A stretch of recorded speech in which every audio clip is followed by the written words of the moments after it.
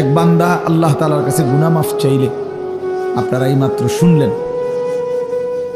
ইবলিসকে আল্লাহ তাআলা চ্যালেঞ্জ ছুড়ে বলছে যে আমিও আমার বান্দাকে, বান্দা যতক্ষণ মাফ চাইতে থাকে, তুই যত ধোকাই দাও, আমি আমার বান্দা মাফ চাইতে থাকলে আমি মাফ করতেই থাকব। এটা বহুত সুন্দর কথা, আজীব কথা, আজীব কথা। বান্দা যতক্ষণ আস্তাগফিরুনি, যতক্ষণ বান্দা আমার কাছে মাফ চাইবে, আমি তার কাছে বান্দাকে মাফ করতে থাকব। এজন্য এক মুমিনের হতাশ হওয়ার কিছু নেই, মুমিন হতাশ হওয়ার কিছু নাই। ওয়াল্লাযীনা ইযা ফাআলু ফাহিশাতান আও যালামু আনফুসাহুম যাকারুল্লাহ ফাস্তাগফিরু লিযুনুবিহিম ওয়া মান ইয়াগফিরুয যুনুবা ইল্লাল্লাহ ওয়া লাম ইউসিররু আলা মা ফাআলু ওয়া হুম ইয়ালামুন। আল্লাহ তাআলা বলেন, আমার বান্দা যখন অশ্লীলতা, বেহায়াপনা, অসভ্যতা, নোংরামি, নাফরমানি, পাপ করতে করতে এমনকি নিজের উপরে একেবারে জুলুম করে ফেলছে, নেকি বলতে কিছুই নাই, গুনার সাগরে হাবুডুবু খাচ্ছে, আল্লাহ তাআলা তাকেও আশ্বাস দিছে সে যেন আমি আল্লাহকে স্মরণ করে, বান্দা যেন আমাকেই মনে করে এবং আমি আল্লাহর কাছে নিজের গুনাহের জন্য মাফ চায়, তওবা করে, আল্লাহকে যেন বলে, আল্লাহ আপনি ছাড়া আমাকে মাফ করবে কে? আর আমি জেনে বুঝে আর করব না, আমি ছেড়ে দিলাম।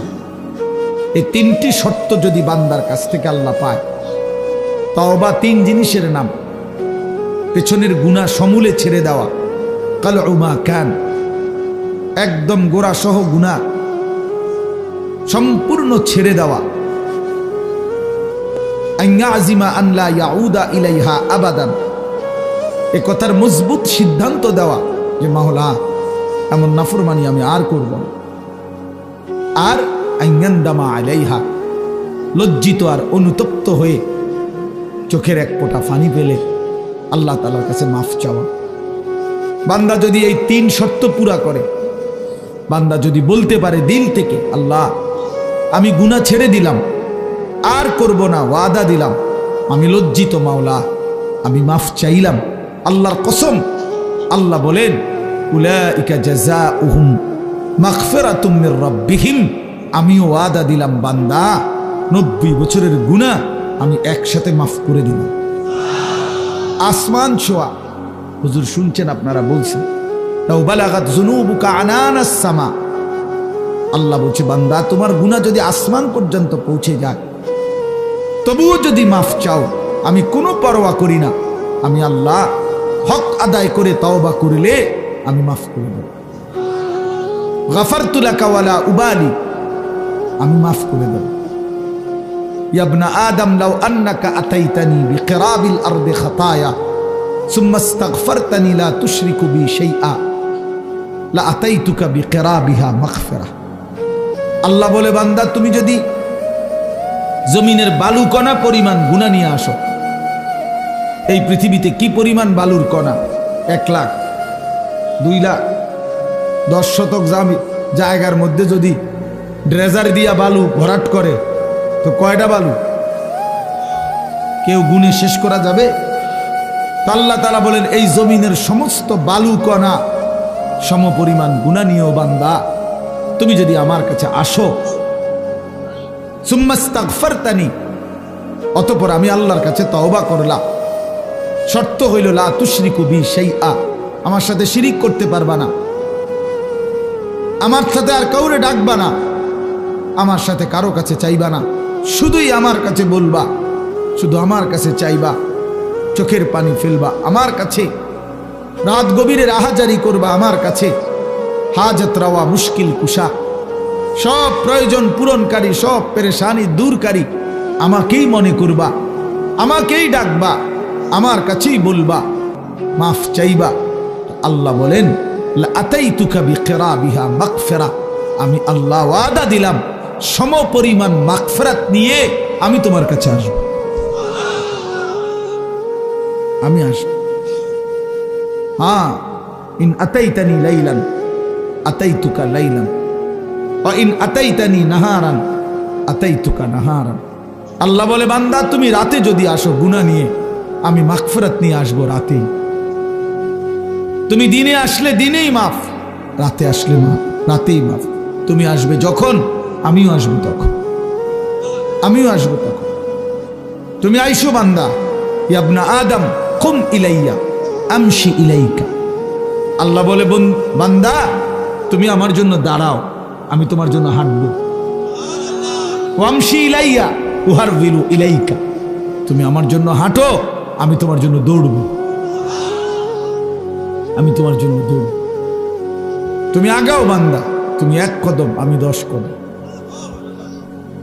তুমি হাঁটতে হাঁটতে আসবা, আমি দৌড়তে দৌড়তে মাগফিরাত নিয়ে আসবো। আও বান্দা, লাল্লাহু আশাদ্দু ফারাহান বিতাওবাতি আবদি। আল্লাহ নবী সাল্লাল্লাহু আলাইহি সাল্লাম বলেন, আল্লাহ তাআলা সবচেয়ে বেশি খুশি হন, সবচেয়ে বেশি খুশি হয়, আশাদ্দু ফারাহান, সবচেয়ে বেশি খুশি হয় নবী বলছেন বিতাওবাতি আবদিহি, তার বান্দা যখন তওবা করে।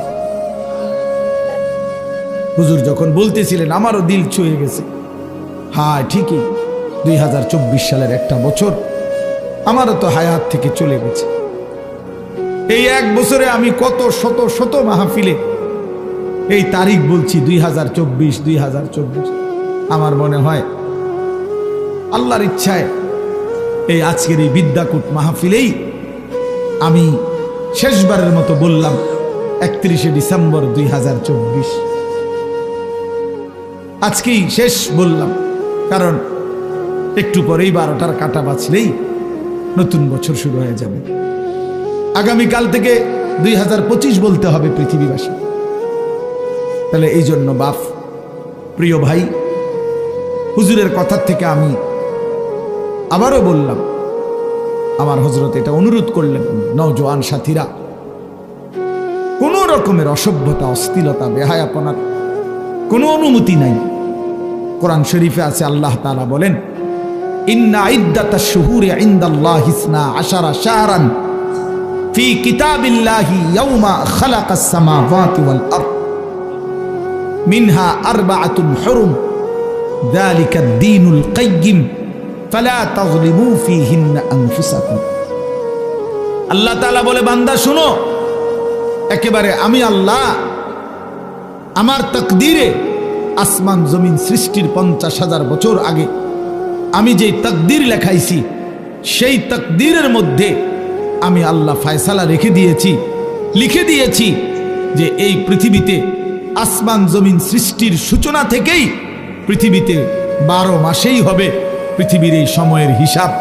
এই 12 মাস এটা আমি আল্লাহ নির্ধারণ করেছি। 12 শাহরান আল্লাহর দেওয়া। আল্লাহ এটা বোঝা উচিত আমাদের যে 12 মাস এটা আইলো কোত্থেকে, 12 মাসে 1 বছর এটা হলো কিভাবে? আল্লাহ তাআলা বলেন, এটা আমি আল্লাহ ফয়সালা দিছি। কে ফয়সালা করছেন? কোন দিন থেকে? আসমান জমিন সৃষ্টির শুরু থেকেই চালু রাখছেন, আর সিদ্ধান্ত করে দিছেন তারও আগে তাকদীরের মধ্যে, তাকদীরের মধ্যে। এই জন্য 12 মাসে 1 বছর এটা জাতিসংঘের ফয়সালা না, এটা দুনিয়ার কারো ফয়সালা না, এটা আল্লাহ তাআলার ফয়সালা। আবার আল্লাহ নিজেই বলেন, যালিকাদ দীনুল কাইয়্যিম, এটা অকাট্য বিধান। এটা পৃথিবীতে ইসরাফিলের ফু পর্যন্ত কেউ নাড়াইতে পারবে না, কেউ না, 1 সেকেন্ড কেউ নাড়াইতে পারে না। ইউকাল্লিবুল্লাহুল লাইলা ওয়ান নাহার, আল্লাহ তাআলা বলেন রাত্র দিন আমি আল্লাহ পরিবর্তন করে থাকি। তাহলে ঘন্টা বদলায় আল্লাহ, মিনিট বদলায় আল্লাহ, সেকেন্ড বদলায় আল্লাহ। ওয়াহুয়াল্লাযী জাআলাল লাইলা ওয়ান নাহারা খিলফাতান, আল্লাহ বলেন আল্লাহই রাত এবং দিন বানান পর্যায়ক্রমে, একবার রাত একবার দিন, একবার রাত একবার দিন। আল্লাহ বলে এটা আমি করে থাকি, আল্লাহ বলেন এটা আমি করে থাকি। বান্দা আজকের এই 31শে ডিসেম্বরের রাতটাকে টেনে লম্বা করে আমি যদি কিয়ামত পর্যন্ত রাত বানিয়ে রাখি, কারো ক্ষমতা নাই আমি আল্লাহকে বাদ দিয়ে আগামীকালকের ভোর এনে দিবে, নতুন আলো আনে দিবে, এমন কোনো ক্ষমতা কারো নাই। আছে কি ভাইয়া? কুল আরাআইতুম ইন জাআলাল্লাহু আলাইকুমুল লাইলা সারমাদান ইলা ইয়াউমিল কিয়ামাহ মান ইলাহুন গায়রুল্লাহ ইয়াতিকুম বিদিয়াইন।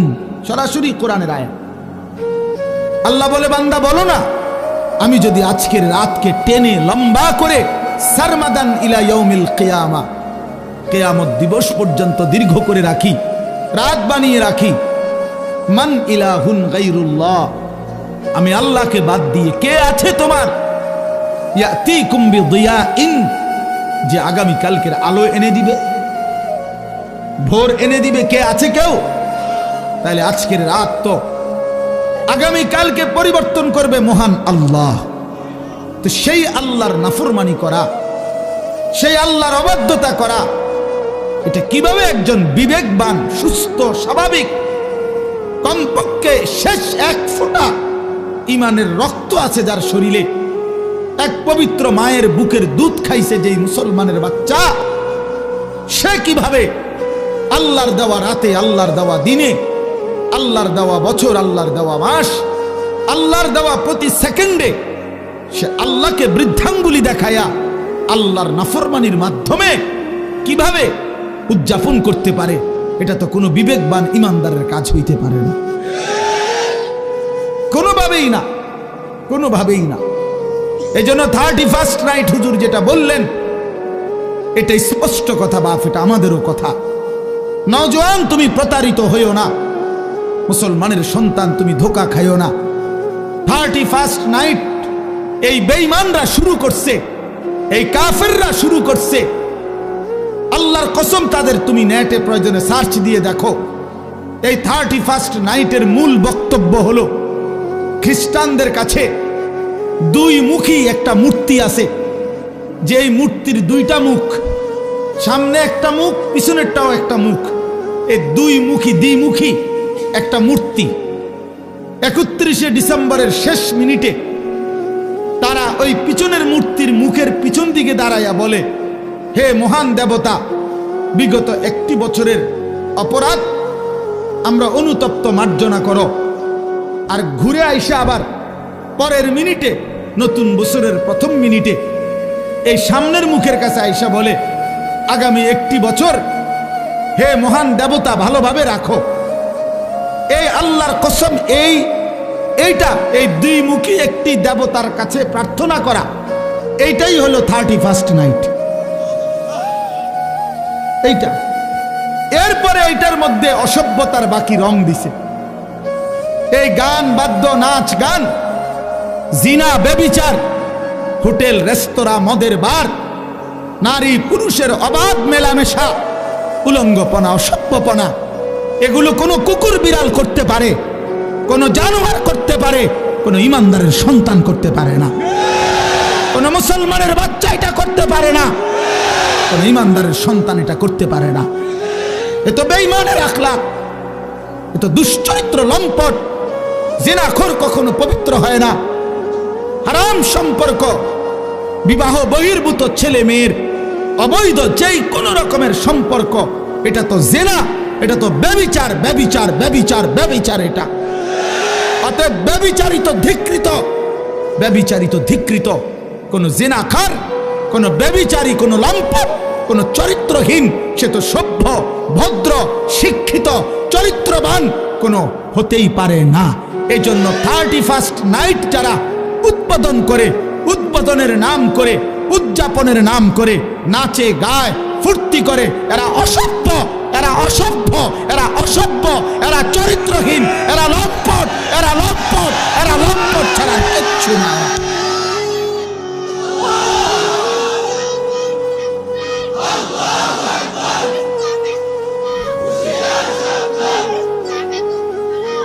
অতএব আমি অনুরোধ করি যুবক, আমার সাফ কথা, আজকে এই বিদ্যাকুটের 10 দিন ব্যাপী ঐতিহাসিক এই তাফসিরুল কোরআন মাহফিল থেকে আমার সমস্ত বুড়া বাপ যারা আছেন, আপনারা বসা থাকবেন, আপনারা বসেন। ওলামায়ে কেরাম যারা বসা আছেন, আপনারাও বসা থাকেন। কিন্তু কিশোর, তরুণ, নওজোয়ান, তোমরা যারা এখানে আছো, তোমরা সব দাঁড়ায়া এই বয়স্ক এবং ওলামাদের সামনে ওয়াদা দাও যে 31st নাইটে আমরা থুতু মারি, থুতু মারি, থুতু মারি, থুতু মারি। দাঁড়াও যুবক, দাঁড়াও নওজোয়ান, দাঁড়াও জওয়ান, দাঁড়াও ইমানদার।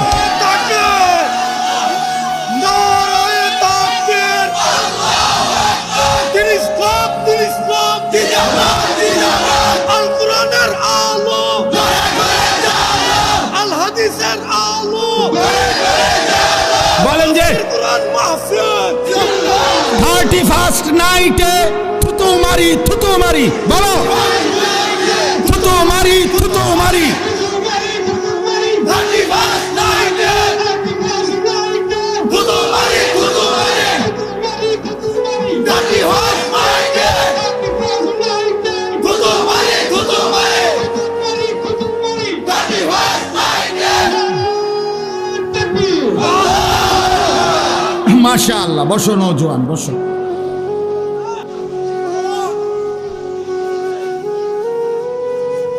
ইনশাআল্লাহ আগামীর নওজোয়ান তোমরা, আগামীর ইসলাম তোমাদের হাতে ইনশাআল্লাহ। আগামীর কালেমার পতাকা উড়বে তোমাদের হাতে ইনশাআল্লাহ। 2024 সালের বিদায় নিচ্ছে, 2 উইকেট পড়ছে 2024 সালে ইনশাআল্লাহ। আমার ব্যক্তিগত কথা হলো, অনেকে অনেকভাবে 2024 সালকে মূল্যায়ন করছে। আমার ব্যক্তিগত মূল্যায়ন হলো 2024 সাল উইকেট পড়ার বছর। এবছর প্রথম উইকেট পড়ছে 5ই আগস্টের জালেমের পলায়নের মাধ্যমে। এই বছর দ্বিতীয় উইকেট পড়ছে 8ই ডিসেম্বর সিরিয়ার আরেক জালেম বাশার আল আসাদের পতনের মাধ্যমে। অতএব 5ই আগস্ট এক উইকেট পড়ছে, 8ই ডিসেম্বর আরেক উইকেট পড়ছে। এই জন্য এই বছর বোলিং ভালো হয়েছে, কড়া বোলিং হয়েছে। 24 সাল উইকেট পড়ছে ভালো। ইনশাআল্লাহ আগামীতে আরো উইকেট পড়বে। আগামীর উইকেট ইসরায়েলের ওই কুত্তা প্রধানমন্ত্রী নেতানিয়াহুর উইকেট। ইনশাআল্লাহ ওই উইকেটটাও পড়ে যাবে ইনশাআল্লাহ। ফিলিস্তিনের বিজয় হবে ইনশাআল্লাহ, কালেমার বিজয় হবে ইনশাআল্লাহ। এত রক্ত, এত শাহাদাত, এত খুন, মুমিনের এত রক্তের বিনিময় মহান আল্লাহ দেবে। আল্লাহ আছে, এখনো আছে। যে মালিক 5ই আগস্টের জালেমকে পলায়ন করতে বাধ্য করেছে, 8ই ডিসেম্বরের জালেমকে পলায়ন করতে বাধ্য করেছে, সেই মালিক ইসরায়েলের কুত্তাকেও পলায়ন করতে দিবে ইনশাআল্লাহ। গুজরাটের কসাই ইমানদার মুসলমানকে ইন্ডিয়ার জমিনে গুজরাটে হত্যাকারী যেই জালেম, সেই নরেন্দ্র মোদীর উইকেটটাও পড়ে যাবে ইনশাআল্লাহ। ইনশাআল্লাহ মনে রাখো, অচিরেই যুবক মনে রাখো, বাংলাদেশের গলিতে গলিতে, রাস্তার মোড়ে মোড়ে, বাজারে, মার্কেটে, জেলা, উপজেলা, গ্রামে গঞ্জে মাদ্রাসা গড়ে উঠছে। মুসলমানের সন্তান দলে দলে আল্লাহর কোরআন পড়তেছে, হাফেজে কোরআন হইতেছে। সমাজের দিন মজুর একেবারে খেতে খামারে কাজ করে, তারাও তাদের সন্তানকে হাফেজ বানাচ্ছে। সমাজের একেবারে উচ্চ পদস্থ ব্যক্তি যারা, তারাও তাদের সন্তানকে কোরআনের হাফেজ বানাচ্ছে। এটাই প্রমাণ করে আগামীর পৃথিবী ইসলামের পৃথিবী ইনশাআল্লাহ, আগামীর পৃথিবী কোরআনের পৃথিবী ইনশাআল্লাহ। অতএব 130 কোটি ভারতীয় বেঈমান আমাদেরকে চোখ রাঙ্গাইলে আমরা এক বিন্দুও ভয় পাই না। 130 কোটি ইন্ডিয়ার বেঈমানকে আমরা গণাত ধরি না, গণায় ধরি না। আমগরে আলু দিবে না, আটা দিবে না, পেঁয়াজ দিবে না। আলু, পাটা, আটা, পেঁয়াজ তার আব্বার। মোদি তোর আব্বার এগুলো বলে। মাশাআল্লাহ, মাশাআল্লাহ। অতএব এটা কারো বাপের না, তাদের আলু, আটা, পেঁয়াজ এগুলো মোদির বাপের বলে, ভারতের আব্বার এগুলো। তোদেরকে বেটা 130 কোটি বেঈমানকে যিনি প্রতিদিন চাল, ডাল, আলু, পেঁয়াজ, ভাত, মাছ খাওয়ায়, তিনি তো আমার আল্লাহ বেটা। আরে আমার আল্লাহ, আমি আজকে যারে এশার নামাজে সেজদা দিছি তিনি তোরে খাওয়ায়।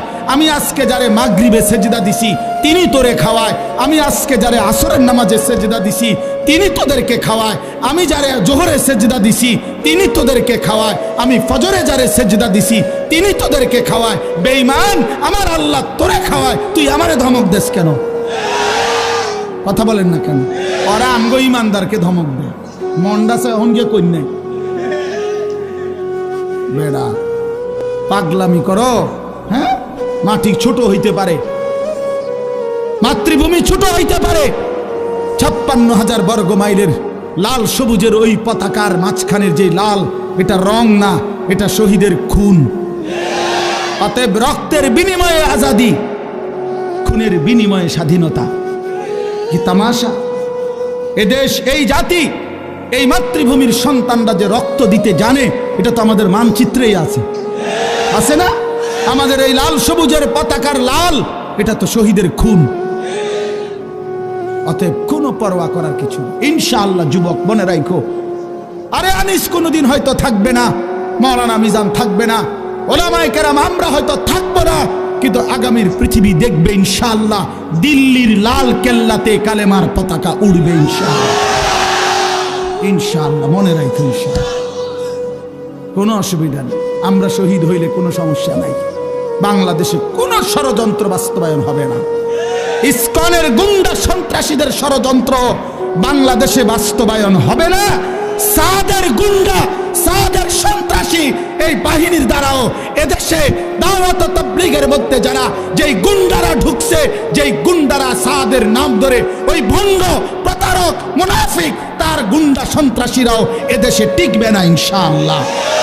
দিল্লির সাদ জানে না এটা বাংলাদেশ, এটা বাংলাদেশ, এটা দিল্লি না, সে জানে না এটা। অতএব এদেশের লক্ষ লক্ষ ওলামায়ে কেরাম, তাওহীদি জনতা, ইমানদারের কলিজায় খুন দিয়েছে। টঙ্গীর বিশ্ব ইজতেমার পবিত্র জমিনকে রক্তে ভাসাইছে যারা, ওরা গুন্ডা, ওরা সন্ত্রাসী, সাদ ভণ্ড। বলো সাদ ভণ্ড, সাদ ভণ্ড, সাদ ভণ্ড। অতএব সাদের কোনো কার্যক্রম, তার অনুসারীদের কোনো কার্যক্রম বাংলাদেশে হতে দেওয়া হবে না।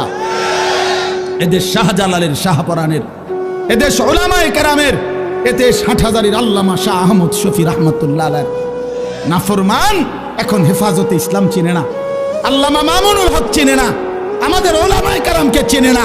মামুনুল হক তার বাপ মামুনুল হককে চিনে না, হেফাজতে ইসলামকে চিনে না।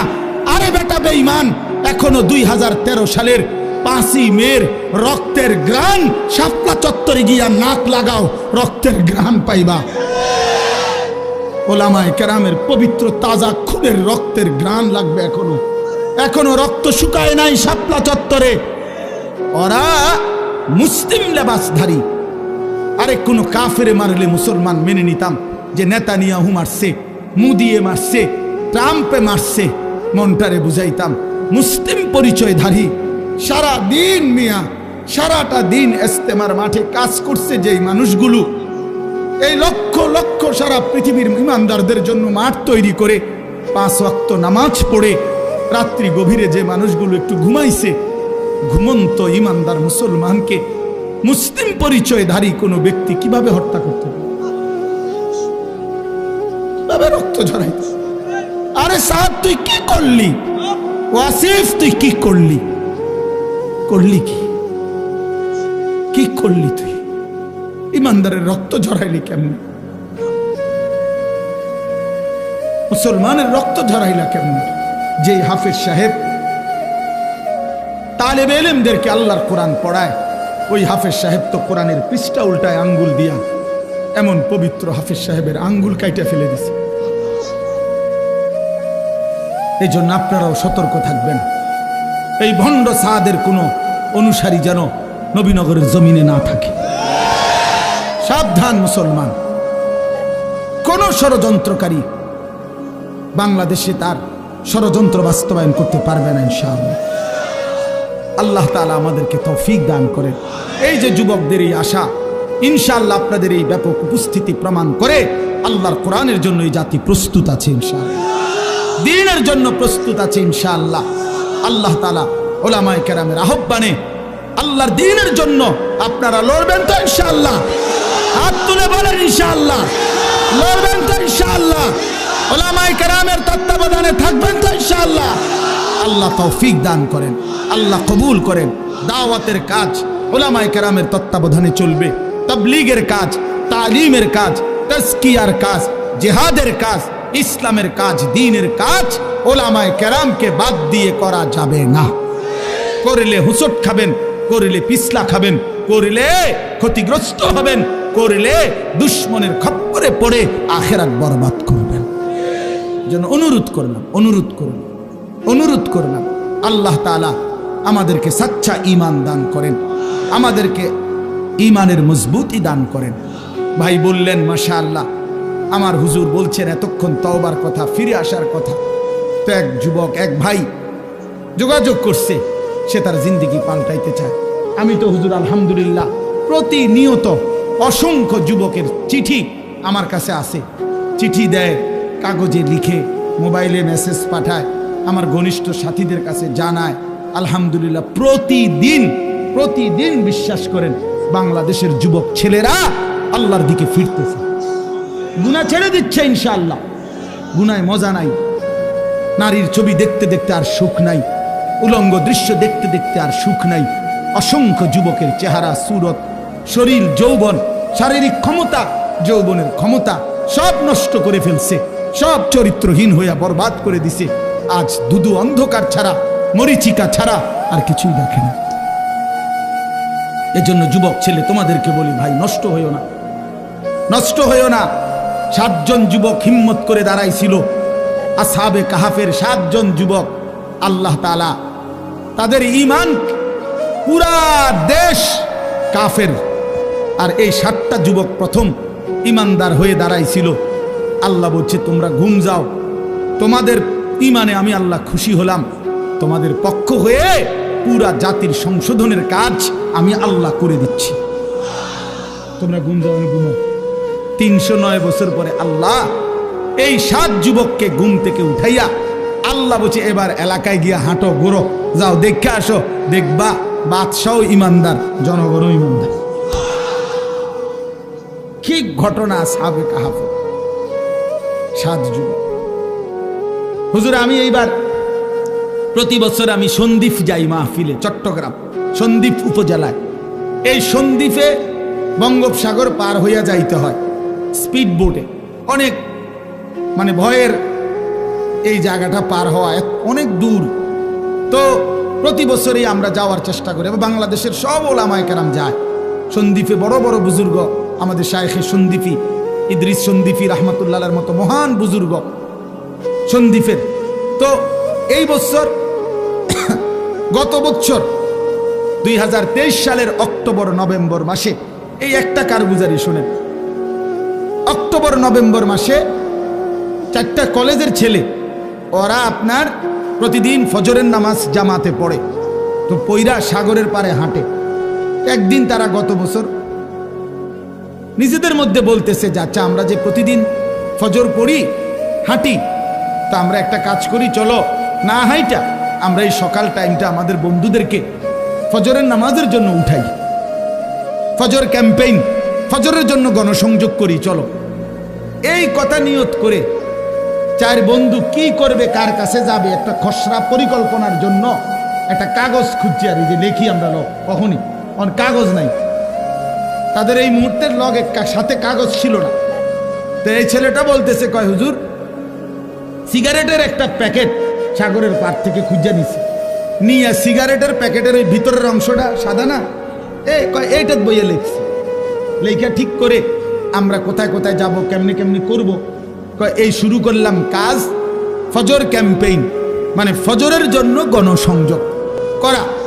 এরপরে আলহামদুলিল্লাহ দেখেন এই বছর 19শে নভেম্বর আমি এরকম এটার মতো হবে, আরো বড় হবে প্যান্ডেল, ওই সন্দ্বীপের সবচেয়ে বড় মাদ্রাসা, যিনি পুরা সন্দ্বীপ উপজেলা ইত্তেহাদুল উলামার সভাপতি, মুরব্বী হুজুরের মাদ্রাসার মাহফিল, ওরা আমারে বলছে আগে যে হুজুর রাত্রে যেখানে মাহফিল হবে সেখানে ফজরের পরে ওই প্যান্ডেলে আমাদের মাহফিল, মানে ওদের আলাদা। আমি ঠিক আছে, আমি যেহেতু রাতে থাকবো, তোমগো ফজরের পরে অসুবিধা নাই, আমি আসি।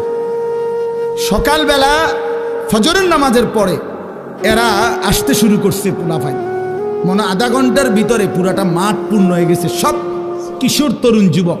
আল্লাহর কসম, দাঁড়াইয়া ওরা, এই ছেলে বলতেছে হুজুর আমাদের এই 1 বছরের মেহনতে আমরা এই 4-5 জন যুবক শুরু করছিলাম ফজরের জন্য ডাকা। আল্লাহর দয়া 1 বছরে 4,500 ছেলে লিস্টি করা আমাদের প্রতিদিন ফজরের নামাজ জামাত। কি করতে পারে যুবক? যুবক চাইলে এই সমাজের প্রত্যেকের হাতে হাতে মদের বোতলও তুলে দিতে পারে, যুবক চাইলে প্রত্যেকের হাতে হাতে নামাজের মুসল্লাও তুলে দিতে পারে। যুবককে আল্লাহ শক্তি দিছেন, আল্লাহ তো শক্তি দিছেনই কাজ নেওয়ার জন্য, না তো শক্তি কেন দিলেন? আল্লাহ তাআলা যৌবন কালকে বলছেন কুওয়াত, শক্তি। আল্লাহুল্লাযী খালাকাকুম মিন দুফিন, আল্লাহ বলছে তোমাদেরকে আমি সৃষ্টি করেছি দুফ, দুর্বল অবস্থায়, তার মানে শিশুকাল। সুম্মা জাআলা মিন বাদি দুফিন কুওয়াতান, অতঃপর সেই দুর্বলতার পরে আমি তোমাদেরকে দিলাম শক্তি, মানে যৌবন। সুম্মা জাআলা মিন বাদি কুওয়াতিন দুফান ওয়া শাইবা, পুনরায় আবার সেই শক্তির থেকে আবার ফিরিয়ে দিলাম দুর্বলতা এবং বার্ধক্য। তাহলে বোঝা গেল শিশুকালও দুর্বল, বৃদ্ধকালও দুর্বল, তাহলে শক্তি কখন? আল্লাহ কোরআনে বলছে। এই জন্য অনেক নওজোয়ান, আমি তোমাদের জন্য দিল থেকে দোয়া করি বন্ধু, রাত এই গভীরে আমরা প্রত্যেকেই এই 10 দিন ব্যাপী ঐতিহাসিক এই তাফসীরুল কোরআন মাহফিলে তোমরা নিজেকে পরিবর্তনের সিদ্ধান্ত নাও। ঠকবা না ইনশাআল্লাহ। আল্লাহকে সেজদা দিয়ে কেউ ঠকে না, প্রিয় নবী সাল্লাল্লাহু আলাইহি সাল্লামকে অনুসরণ করে কেউ ঠকে না। আল্লাহ তাকে দামি বানায় দুনিয়াতেও আখিরাতেও। আখিরাতেও কোনো পাপী, কোনো চরিত্রহীন, কোনো লম্পট, কোনো দুশ্চরিত্র বন্ধু সে মানুষের কাছে ঘৃণিত হয়, ঘৃণিত হয়। তোমরা যারা 5 ওয়াক্ত নামাজ পড়ো না, তোমরা লজ্জিত ঘৃণিতই হবা ভাইয়া। আল্লাহ তাআলা আমাদের সন্তানদেরকে বুঝার তৌফিক দান করেন। আমি শুধু আয়াত পড়ছি, অল্প একটু বলি, তাইলেই আমার কথা শেষ। এই কোরআনুল কারীমের এই সূরার তরজমাটুকু বলি। 30 নম্বর পারা একটা ছোট্ট সূরা আমি পড়ছিলাম, 94 নম্বর সূরা।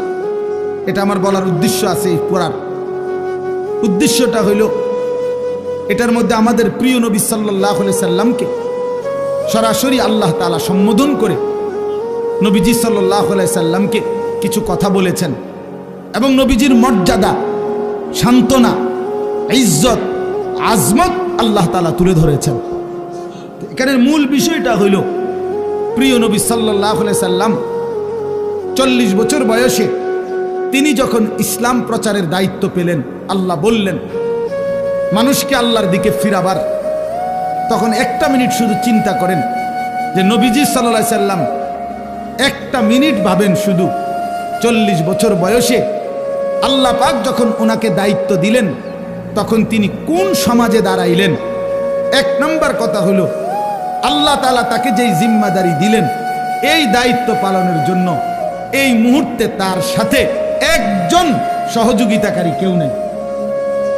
প্রথম দিন কল্পনা করেন যে কেউ নাই, উনি একাই। আচ্ছা, 2 নাম্বার, সমাজের ডান দিক থেকে বাম দিকে, উত্তর দিক থেকে পূর্ব, দক্ষিণ দিকে, পূর্ব থেকে পশ্চিম দিকে, অর্থাৎ এই সমাজের নবীর সমাজটা একটা জায়গায় তাকাইলে কোথাও কোনো আলো নাই, কোথাও কি নাই, মানে এই আলো না। ইনসানিয়াত, মনুষ্যত্ব বলতে, মানবতা বলতে কিচ্ছু নেই। আল্লাহ চেনে না, আখিরাত চেনে না, ইবাদত বুঝে না, মৃত্যু কি জানে না, কবর কি বুঝে না, আখিরাত বলতে কিছুই জানে না। পৃথিবীর সমস্ত অপরাধ এক কথায় যা হইতে পারে তার সব কিছু তারা তখন করতেছে, ঠিক কিনা? চুরি, ডাকাতি, জিনা, ব্যভিচার, মদ, জুয়া, সুদ, ঘুষ, ধর্ষণ, নির্যাতন, লুণ্ঠন, ছিনতাই, রাহাজানি, মূর্তি পূজা, শিরিক, কুফর, সব কিছু 16 আনা। এখন এই অবস্থায় একটি গোটা পৃথিবীর মানুষকে সংশোধনের জন্য একজন রাসূলকে দায়িত্ব দেওয়া হইল। উনি যদি 1 মিনিট চিন্তা করে, হায় আল্লাহ কোন দিক দিয়ে শুরু করবো, কেমনে শুরু করবো, বুঝামু কেমনে, কারে কমু কিতা, যে এই পরিমাণ সদর বদর এটি বাইল করবো কেমনে আমি, ঠিক না কথাটা? চিন্তা করলে কি পরিমাণ অন্ধকার। আমরা ইতিহাসের বইতে বলছি যে 3W ছিল আরবের মানুষদের নিত্যদিনের অভ্যাস। 3টা W, ইংরেজি W আর কি, একটা অক্ষর আছে না ইংরেজিতে, একটা হলো ওয়ার মানে যুদ্ধ মারামারি, 2 ওমেন নারী, 3 ওয়াইন মানে মদ। যুদ্ধ, নারী, মদ, এই 3 জিনিস ছিল তাদের নিত্যদিনের কাজ। মারামারি, হানাহানি, মদের আড্ডা, জুয়ার আড্ডা, নারীর আড্ডা, এই ছিল জীবন। আপনি আশ্চর্য হবেন, আমি নিজে পড়ছি এবং হুজুর মাজা খাসিরাল আলাম বিইনহিতাতিল মুসলিমিন যে বইটা, মুসলিম উম্মার পতনে বিশ্বের কি ক্ষতি হলো, সৈয়দ আবুল হাসান আলী নদভী রাহমাতুল্লাহ লিখিত সেই পৃথিবী বিখ্যাত বই। ওলামায়ে কেরামের অক্ষরে অক্ষরে বর্তমান যুগ চাহিদা অনুপাতে আমি নওজোয়ান আলেম যারা আছেন আপনাদেরকে অনুরোধ করলাম এই বইটা পড়েন, এখানে লাইনে লাইনে পড়েন। আল্লামা আবু তাহের মিসবাহ দামাত বারাকাতুহু আদিব সাহেব হুজুর অনুবাদ করছে, এটা পড়েন, ফায়দা হবে। 1450 বছরের ইতিহাস বুঝবেন। তো ওইখানে আছে যে এই জাহিলি সমাজে একটি মতবাদ ছিল, একজন ধর্মগুরু ঘোষণা দিছিল তখনকার সময়ে নবীজির আগমনের পূর্বে 3 জিনিসে কারো কোনো একক মালিকানা নাই, সবার সমান মালিকানা। 3টা জিনিসের মধ্যে, 1 আগুন, আগুন সবার মালিকানা, 2 পানি, 3 নারী। নাউযুবিল্লাহ, কথা বুঝেন নাই? আগুন, পানি, নারী, কারো একক অধিকার নাই। নারী যেখানেই থাকুক, যার কার এটা কোনো কথা নাই, যার যেখানে ইচ্ছা উপভোগ করবে, তার কোনো ব্যক্তি স্বাধীনতা, ব্যক্তি পরিচয় বলতে কিছু নেই। এত জঘন্য ছিল সমাজ, এত নিকৃষ্ট ছিল সমাজ। সেই সমাজটাকে পরিবর্তন করার জন্য আল্লাহ তাআলা নবী সাল্লাল্লাহু আলাইহি সাল্লামকে বলছেন। আপনি চিন্তা করে দেখেন কত বড় ভারী দায়িত্ব। আমারে যদি বলে যে এই বাংলাদেশের অথবা আমার ইউনিয়নের সবডি মদখোর, ফুট্টাখোর, বাবাখোর, ডাইলখোর, ইয়াবাখোর এগুলারে ঠিক করা, তো এটা আমার জান শেষ। এরপরে তো সুদখোর, ঘুষখোর রয়েছে আলাদাই, বাকি সিটার বাটফার তো আলাদাই আছে। শুধু বাবাখোর ঠিক করতে গেলে তো আমি দাদাখোর হয়ে যাব, আমার হায়াত শেষ হয়ে যাবে। তাইলে রাসূলুল্লাহ কথাটা খেয়ে আমি একবারে বললে ফেলবো অর্থ, শুধু প্রেক্ষাপটটা বলতেছি। নবী সাল্লাল্লাহু আলাইহি সাল্লামকে তাইলে আল্লাহ তাআলা কত বড় ভারী জিম্মাদারি দিছে। শুধু আরব না, নবীজি শুধু আরবে না, গোটা পৃথিবীর সংশোধন। আল্লাহু আকবার, গোটা পৃথিবীর সংশোধনের দায়িত্ব আল্লাহ দিছেন। আচ্ছা, এই তো একটা বিষয়, তাহলে কাজটা অনেক ভারী ছিল কিনা, যথেষ্ট পেরেশানির বিষয় ছিল কিনা? আহা, কি হবে, মনে হয় যেন একটা মহাসাগরের মাঝখানে ওনারে দাঁড় করাই দিছে যে এইবার আপনি এই সাগর পাড়ি দেন। আচ্ছা, কিভাবে? নৌকা নাই, বাহন নাই, জাহাজ নাই, অর্থাৎ কেউ নাই, মনে হয় যেন এরকম ভাবে। আচ্ছা, 2 নাম্বার, একে তো দায়িত্ব দিছে, কঠিন দায়িত্ব বোঝা। এবার আল্লাহ তাআলা বলছেন আরেকটা কথা, ফাস্তাকিম কামা উমিরতা।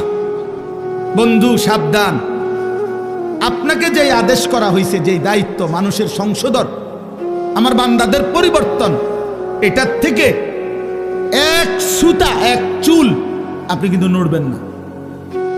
ফাস্তাকিম, মজবুত থাকেন, অটল থাকেন, অবিচল থাকেন, সুখে থাকেন আর দুঃখে থাকেন, জুলুম করুক, অত্যাচার করুক, নির্যাতন করুক আর বিদ্রুপ করুক, পাথর মারুক আর উটের নারী ভুড়ি চাপায় দোক, আপনারে পাথর মারুক আর যাই করুক, আপনার পেটে ভাত থাকুক কিংবা না থাকুক, আপনার সাহাবীদেরকে অত্যাচার করুক আর শহীদ করুক, ফাস্তাকিম, আপনি কিন্তু এক সুতা, এক চুল নড়বেন না। আপনার কাজ, আপনার দায়িত্ব, আপনার জিম্মাদারি আপনি আদায় করবেন। তাহলে এবার দুইটা বিষয়, এক, দায়িত্বটা অনেক ভারী, আবার বলছে বাদ দন যাইতো না, ছাড়ন যাইতো না। বিষয়টা কেমন কঠিন হয়ে গেল, কঠিন হয়ে গেল কিনা? রাসূলুল্লাহ সাল্লাল্লাহু আলাইহি সাল্লাম এই পেরেশানি, চিন্তা, উম্মতের ফিকির, সংশোধনের ফিকির, মানুষকে আল্লাহর দিকে ফিরাবার ফিকির, নবীজির অবস্থা হয়েছে যেন এমন যে কোমর বাঁকা হয়ে যাইতেছে, অর্থাৎ টেনশনে, আহা আমি কি করব, কিভাবে করব? তো আল্লাহ তাআলা বলেন, বন্ধু এই সব কিছুর মোকাবেলায় আপনি শুধু এবার শুনেন, যার আল্লাহ আছে তার তো সবই আছে, তার সবই তো আছে। তা আমি সব ব্যবস্থা করতেছি, আপনারা দায়িত্ব দিয়া, আমি তো আজাইর না, আমি আপনার জন্য সিস্টেম করতেছি, সবটা আমি সিস্টেম করে দেব।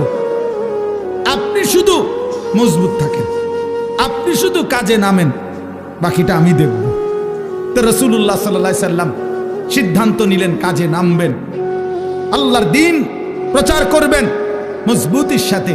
তো আল্লাহ তাআলা বলেন, এবার আমার কুদরতি ব্যবস্থাপনা আপনার জন্য শুনেন। এক, আলাম নাশরাহ লাকা সাদরাক, আমি আল্লাহ প্রথম আপনার দিল, আপনার কলিজার ভিতরে ইলম, হিকমত, আখলাক, হিম্মত, ইস্তেকামত, শুজাআত, বীরত্ব, যা দরকার আল্লাহর দ্বীন পৃথিবীর শেষ প্রান্ত পর্যন্ত পৌঁছাবার জন্য, তার সবটা আমি আল্লাহই আপনার সিনাতে দিয়ে দিলাম। এবার নবী মক্কার কুরাইশদের সামনে, হাদিসে আছে, একদিন ঘোষণা দিছে যে মক্কাবাসী, আসমানের সূর্য আমার যদি হাতে দাও, চাঁদটাও যদি আমার হাতে এনে দাও, আর আমারে যদি বলো কালেমার দাওয়াত ছেড়ে দিতে, আল্লাহর কসম মুহাম্মদ এক সেকেন্ড আল্লাহর দ্বীনের দাওয়াত ছাড়বে না। এই কলিজার মধ্যে আল্লাহ এমন ঈমান দিয়েছে, ওয়াল্লাহি লা ওয়াদাতুমুশ শামসা ফি ইয়ামিনি ওয়াল কামারা ফি ইয়াসারি ওয়া আমারতুম আন আতরুকা হাদিহি দাওয়া লান আতরুকাহা হাত্তা উনাফিজাহা আও আমুতা ইলাল্লাহ। হয় জমিনে কালেমা বাস্তবায়ন হবে, নয় আমি শহীদ হয়ে আল্লাহর কাছে ফিরে যাব, কিন্তু মাঝখানে কোনো কম্প্রোমাইজ নেই, মাঝখানে কোনো কিছু নাই, এইরকম মজবুত। তাহলে আল্লাহ তাআলা বলেন, বন্ধু আপনার সিনার মধ্যে যা দরকার ইসলামের জন্য, দ্বীন প্রচারের জন্য, কালেমার প্রচারের জন্য, সমস্ত কিছুর মোকাবেলায় আমি আল্লাহ তা পূর্ণ দিয়ে দিয়েছি। দুই, ওয়াদানা আনকা বিজরাক আল্লাযী আনকাযা যাহরাক, যেই টেনশন, যেই চিন্তা, যেই পেরেশানি, যেই অস্থিরতা আপনার বোঝার মতো আপনার কাঁধে চাপছিল, আমি আল্লাহ নিজে আপনার সেই বোঝা, যা আপনার পিঠ নুয়ে দিছিল, কোমর মনে হয় বাঁকা করে দিছিল টেনশনে, অস্থিরতায়, আমি নিজ হাতে তা দূর করে দিয়েছি, আমি নিজ হাতে দূর করে দিয়েছি। আপনি শুরু করছেন, আমি আল্লাহ একজন একজন করে আপনার পক্ষে ইমানদার আনতে থাকছি। প্রতিটা সাহাবী যারা আপনার হাতে কালেমা পড়ছে, এ তো আমি আসমানের ফয়সালা। উলাইকাল্লাযীনা ইমতাহানাল্লাহু কুলুবাহুম লিত্তাকওয়া, আমি পরীক্ষা করে করে সাহাবী পাঠাইছি, অতএব আপনার বোঝা আমি আল্লাহই হালকা করে দিয়েছি। এরপরে আল্লাহ বলেন, আরো অনেক ব্যাখ্যা আছে, আমি শুধু সংক্ষেপে বললাম। এরপরে আল্লাহ বলেন, 3 নাম্বার ব্যবস্থাপনা হইল, আপনারে ওরা বিদ্রুপ করে, এই মানুষগুলো আপনারে কখনো বলে পাগল, কখনো বলে কবি শায়ের, কখনো বলে আপনি আবলাহ, নির্বোধ, আপনাকে জাদুকর বলে, বিভিন্ন কিছু জুলুম অত্যাচার করে, আপনারে বিদ্রুপ করে, আপনাকে লজ্জিত লাঞ্ছিত করে। আল্লাহ বলে, বন্ধু ঘাবড়াবেন না, ওয়ারাফা'না লাকা যিকরাক, গোটা মাখলুকাতের উপরে আমি আল্লাহ আমার পরে আপনার মর্যাদা সবকিছুর ঊর্ধ্বে তুলে দিয়েছি। বাদাজ খুদা বুজুর্গ তুই কিসসায়ে মুখতাসার, আমি আল্লাহর পরে আপনার মর্যাদা সমস্ত সৃষ্টির উপরে।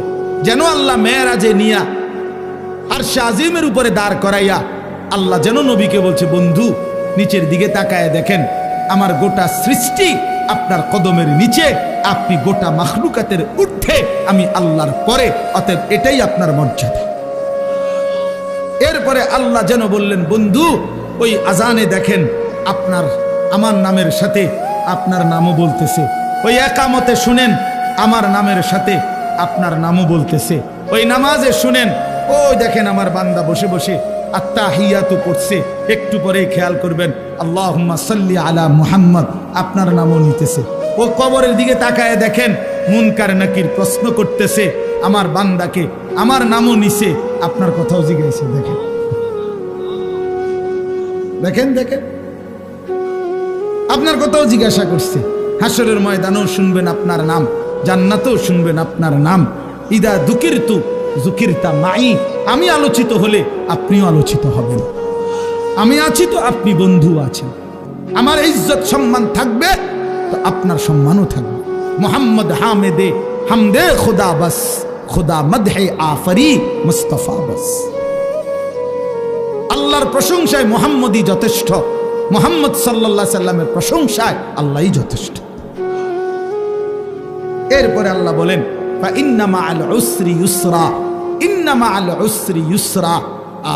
আল্লাহ বলে বন্ধু ঘাবড়াবেন না, আমি জানি দ্বীনের এই কাজ করতে গিয়ে, আল্লাহর দিকে মানুষকে ডাকতে গিয়ে, আমার কালেমার দাওয়াত দিতে গিয়ে প্রতি মুহূর্তে আপনি কষ্ট পাবেন, যন্ত্রণা। কষ্টের পরে আমি আল্লাহ আপনার জন্য ইউসর, শান্তি রাখছি, স্বস্তি রাখছি, নিরাপত্তা রাখছি। ঘাবড়াবেন না। দেখবেন বন্ধু 10 বছরে 20 বছরে মুসলমান হইছে যে কয়জন, দেখবেন মক্কা বিজয়ের দিন দেখবেন একদিনে মুসলমান হয়ে গেছে 20 বছরের চাইতে বেশি। তার মানে আপনি অল্প সময় মেহনত চালায়া যান, একটা সময় দেখবেন আপনার পরাআইতান নাসা ফি দীনিল্লাহি আফওয়াজা, দলে দলে কাতারে কাতারে লোকেরা আল্লাহর দ্বীনের দিকে, ঈমানের দিকে, ইসলামের দিকে আসতেছে। সর্বশেষ কথা হলো আল্লাহ তাআলা বলেন ফাইদা ফারাগতা ফানসাব ওয়া ইলা রাব্বিকা ফারগাব। আমি আগেই বলছি অনেক ব্যাখ্যা আছে, কিন্তু মূল বক্তব্য হলো এইটা, এই কথার দ্বারা শেষ। আল্লাহ বলছে বন্ধু, আল্লাহ আদর করতে বলছে, যেটা আমার হুজুরও বলতে চাইছিলেন। সারাদিন আপনি মানুষকে কালেমার দাওয়াত দিছেন, তাবলীগ করেছেন, ইমামত করেছেন, সাহাবায়ে কেরামকে তালিম দিয়েছেন, জিহাদের কাজ করেছেন, সারাদিন ব্যস্ত ছিলেন মানুষকে নিয়ে। আপনার পক্ষেও কেউ ছিল, আপনার বিরুদ্ধেও বহুজনের ষড়যন্ত্র ছিল। সারাদিনের এই পেরেশানি অস্থিরতা শেষ করে আপনি যখন রাত্রিবেলা অবসর হবেন, তো রাত গভীরে আমার কাছে আইসেন, আমার কাছে আইসেন বন্ধু। একাকী তাহাজ্জুদের সেজদায়, তাহাজ্জুদের মুসল্লায় আইসেন, আমি আপনার আদর করে হাত বুলায়া সারাদিনের ক্লান্তি মুছে দেব। ইদা ফারাগতা ফানসাব ওয়া ইলা রাব্বিকা ফারগাব। রাত গভীরে আইসেন আমার কাছে, আমি আদর করে দেব, আমি ধুয়ে মুছে আপনার ক্লান্তি দূর করে দেব, আমি আপনারে সোহাগ করব। আমি বন্ধু আপনার ইজ্জত, মর্যাদা, সম্মান, সান্ত্বনা আপনাকে দিতেই থাকবো। ওয়ালাকাদ না'লামু আন্নাকা ইয়াযীকু সাদরুকা বিমা ইয়াকুলুন ফাসাব্বিহ বিহামদি রাব্বিকা ওয়া কুম মিনাস সাজিদিন। আল্লাহ বলে বন্ধু জানি আমি লোকেদের মন্দ কথা শুনে আপনার মনটার মধ্যে কষ্ট লাগে, তবে যখনই আপনার মনে কষ্ট লাগে আপনি আমার তাসবিহ পড়েন, আমারে সেজদা দিয়েন, আমি আল্লাহ আপনার দিল শান্ত করে দেব। এজন্য রাত গভীরে আবারও ওই কথা আমার হুজুর বলছেন আপনাদের কাছে, শেষ রাত্রের আমল, শেষ রাত্রের কান্না, শেষ রাত্রের রোনা জারি বান্দাকে যেন আল্লাহ তাআলা একান্তই নিজের করে নেন। নিজের আল্লাহ যেন বলে বান্দা তুমি একদমই একা, আমি আল্লাহ তোমার সামনে। বলো বান্দা তোমার যা কিছু মনের যত কষ্ট, দুঃখ, বেদনা, যা চাওয়া রাতের অন্ধকারে আমাকে বলো, আমি সব দেব, সব দেব, সব দেব। এই জন্য নবীকে আল্লাহ বলছে বন্ধু সারাদিনের মেহনত থেকে যখন অবসর হবেন ফানসাব, এবার আপনি আলাদা রাত্রিবেলা পরিশ্রম করবেন, ইবাদত, দোয়া, জিকির, তেলাওয়াত, তাহাজ্জুদ, কান্নাকাটির জন্য আমার দিকে ফিরবেন। আমি আল্লাহ আপনার সমস্ত ক্লান্তি, পেরেশানি, দুঃখ দূর করে দেব। এজন্য শেষ একটা কথা বলি, তায়েফের ময়দান থেকে নবীজি সাল্লাল্লাহু আলাইহি সাল্লাম যখন রক্তাক্ত হয়ে ফিরে আসছিলেন, তখন যেই রাত্রিবেলা যেই আঙ্গুর খেজুরের বাগানে নবী আশ্রয় নিছিলেন, তো সেদিন রাত্রে রক্ত মাখা শরীর নিয়ে আল্লাহর নবী রাত গভীরে একটা লম্বা দোয়া করছিলেন। হাদিসে এই দোয়াটা আছে, লম্বা দোয়া। নবীজি সারাটা শরীর রক্তাক্ত, পায়ের জুতার সাথে লেগে গেছে জমাট রক্ত। এই অবস্থায় রাত্রি অন্ধকারে নবী গভীর রজনীতে আল্লাহ তাআলার কাছে লম্বা দোয়া করছিলেন চোখের পানি ফেলে। ওইখানে একটা কথা নবীজি সাল্লাল্লাহু আলাইহি সাল্লাম বলছিলেন যে আল্লাহ, আপনি আমারে ইলা মান তাকিলনি, এই মাওলা, আপনি আমারে কার কাছে পাঠাইলেন? কার কাছে পাঠাইলেন? ইলা বাঈদিন ইয়াতাজাহামুনি, আপনি বুঝি আমারে এমন দূরের অপরিচিত মানুষের কাছে পাঠাইলেন যারা আমারে, আমি তাদেরকে আপনার দিকে ডাকলাম, তারা আমারে এভাবে পাথর মারলো? কোন নবীকে বুঝি মানুষ এভাবে মারে? কল্যাণকামীকে মানুষ বুঝি এভাবে মারে? আম ইলা আদুবিন মাল্লাকতাহু আমরি, নাকি আপনি আমার এমন কোন দুশমনের কাছে পাঠাইলেন যার উপরে আমার কোনো ক্ষমতাই ছিল না? আপনি আমারে কার কাছে পাঠাইলেন? কিন্তু এই মনের আবেগ এগুলো বইলা এই একটা কথা হুজুর বলছে নবীজি, এটাই আমাদের শেষ কথা। আমার নবীজি তখন বলছি, আল্লাহ, যা বলছি তা তো মনের কষ্টে বলছি, কিন্তু শেষ কথা হলো মাওলা, ইন্নাম তাকুন আলাইয়া গাদাবুন ফালা উবালি, শুধু রাত গভীরে বলেন, আপনি যদি আমার উপরে নারাজ না হন, আপনি যদি আমার উপরে রাগ না করেন, আপনি যদি খুশি থাকেন, ফালা উবালি, আমি কোনো পরোয়া করি না, আমি কোনো পরোয়া করি না। এই পাথরের আঘাত সয়ে গেলাম, শুধু আপনি বলেন আপনি আমার উপরে রাজি কিনা।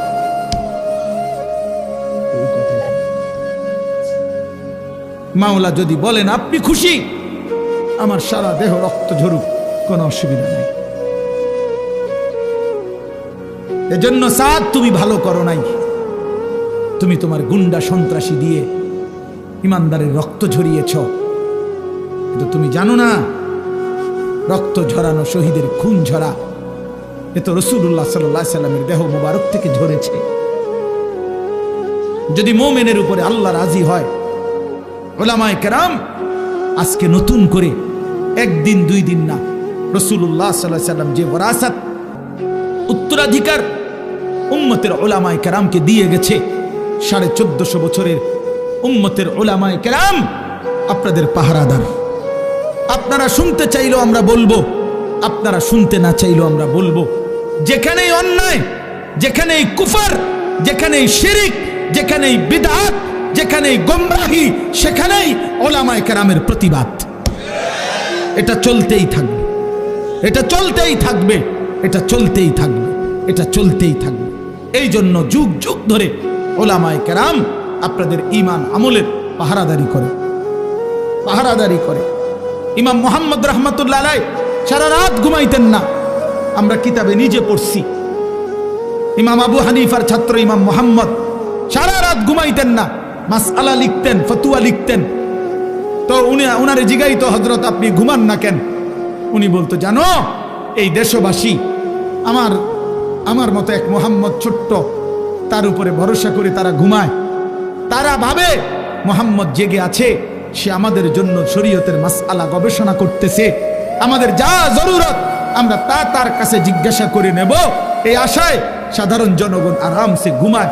যে মানুষ আমাদের উপরে ভরসা করে ঘুমায়, আমি কেমনে ঘুমাই তাদের এত বড় দায়িত্ব নেই। কাইফা আনামু ওয়ান নাসু ইয়ানামুনা তাওয়াক্কুলান আলাইনা, এই আরবি আমার, আমি কিভাবে ঘুমাবো অথচ মানুষ তো আমার উপরে আস্থা রেখে যে মুহাম্মদ জেগে আছে, সে লিখতেছে, সে মাসআলা লিখতেছে। আল্লাহ তাআলা আপনাদের সবাইকে কবুল করে নেন। আজকের এই তাফসীর মাহফিলে আল্লাহ তাআলা আপনাদেরকে ভরপুর বরকত দান করেন।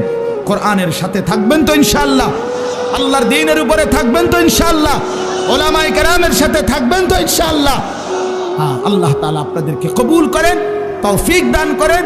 10 দিন ব্যাপী তাফসীরুল কোরআন মাহফিলের সমস্ত আলোচনা, আল্লাহর কোরআনের নূর আমাদের দিলের মধ্যে আল্লাহ জ্বালায়া দেন। আমিন। সুবহানাল্লাহি ওয়া বিহামদিহি। বার আল্লাহর জন্যই জমা হওয়ার তৌফিক দান করেছেন, এজন্য আমরা সকলেই বলি আলহামদুলিল্লাহ। মুআজ্জাজ মুহতারাম হাজিরিন, এতক্ষণ পর্যন্ত যিনি নসিহত পেশ করেছেন, তিনি আমার সরাসরি উস্তাদ। আপনারা শুনছেন হুজুরের কাছে। ছোটবেলায় দারুল আরকাম মাদ্রাসা যখন প্রথম যে বছর শুরু হয়েছে, আমি সেই বছরেরই ছাত্র, একদম প্রথম বেস। আমাদেরকে দিয়েই হুজুর মাদ্রাসা, মেড্ডা পীর বাড়ি হুজুরের পুরান বাড়ি ছিল, ওই বাড়ির পাশে একটা মসজিদ ছিল। মসজিদে আমাদেরও ওস্তাদ মৌলানা ওসমান গনি সাহেব, ওনার বাড়ি হলো বেড়তলা, আমরা বেড়তলার হুজুর বলতাম। উনি ছিলেন ওই মসজিদের ইমাম। ওই মসজিদের ইমাম সাহেবের একটা ছোট কামরা হুজরা ছিল, মক্তবের মতো। ওই ঘরেই প্রথম এই দারুল আরকাম মাদ্রাসার পড়ালেখার কার্যক্রম শুরু হয়েছে। আমি ওই কামরার ছাত্র, আলহামদুলিল্লাহ। এরপরে আমরা এক বছর পরে ঘাটুরা 1 নম্বর গ্যাস ফিল্ডের পাশে, একদম গ্যাস ফিল্ডের সাথেই লাগা একটা বাড়ি হুজুর ভাড়া করছিলেন। ওই ভাড়া বাড়িতে ছিলাম 1-1.5 বছর। এরপরে আমরা সেখান থেকে এখন যেই পুলিশ লাইনের সামনে যে দারুল আরকাম মাদ্রাসা, ওইখানে আমরা আসছিলাম নিজস্ব জায়গায়। সেখানে প্রথম টিনের ঘর, এর মাধ্যমে আমরা পড়ালেখা শুরু করছিলাম। আর এখন যেই পুরান মসজিদ দারুল আরকাম, ওই মসজিদের অনেক কাজ আমরা করছিলাম নিজেরা। ছাদ ডালাইয়ের এক অংশ আমরা কাজ করছিলাম ছাত্ররা। অনেক স্মৃতি আছে জীবনের, আলহামদুলিল্লাহ। প্রিয় ওস্তাদ সেই ছোটবেলায় অনেক আদর করতেন, অনেক দোয়া করতেন। কাতার থেকে বড় বড় শায়েখ আসতো তখন দারুল আরকামে। আমরা ছোটবেলায় আরবিতে বক্তব্য দিতাম, কলম হাদিয়া দিত আমাদেরকে শায়েখরা, খুব খুশি লাগত। তো আলহামদুলিল্লাহ সারাটা জীবন হুজুরকে সেই ছোটবেলা থেকেই দেখছি। মানুষের ফিকিরে, দেশ জাতির কল্যাণে, অন্যায়ের বিরুদ্ধে, বাতিলের বিরুদ্ধে। এই বয়সেও এই অসুস্থ দুর্বল, আপনারা জানেন হুজুর অ্যাক্সিডেন্ট করছে, চলতে ফিরতে অনেক কষ্ট হয়। এরপরেও প্রতিনিয়ত ফজরের পর থেকে শুরু করে রাত পর্যন্ত এই ব্যস্ততা। কয়দিন আগে আমার মাদ্রাসার মাহফিলে 14 তারিখ গেছিলেন, সেখানেও আবার বলতেছে ফজরের পরে হেফাজতের বৈঠক। তো আলহামদুলিল্লাহ এই এখনো বৈশা বলতেছেন যে আমার অনেক মানুষের, অনেক ওলামায়ে কেরামের, কারো মামলা, কারো বিভিন্ন বিষয়াদি, এসব পেরেশানিতে মাওলানা আমি আরো দুর্বল হয়ে গেছি। অসংখ্য অগণিত সারা বাংলাদেশের আলেম ওলামা, ইসলাম প্রিয় জনতা, ইসলামী অসংখ্য ইস্যু, বিভিন্ন বিষয়ে সব কিছু উনি যেহেতু হেফাজতে ইসলাম বাংলাদেশের মহাসচিব, তার কাঁধে এই পরিমাণ পেরেশানি নিয়ে আল্লাহ তাআলা হুজুরকে এখনো এতটুকু রাখছেন, এটা আমাদের জন্য অনেক বড় ইহসান। আল্লাহ তাআলা হযরতকে আফিয়তের সাথে হায়াতে তয়্যিবা দান করেন। এমন একটা বটবৃক্ষ, এমন একটা ছায়া আমাদের দরকার। আল্লাহ তাআলা যেন দীর্ঘ হায়াত দান করেন। সম্মানিত হাজিরিন, হুজুর বয়ান করার পরে আসলে কোনো যুক্তিতেই বয়ান করা সমীচীন তো না।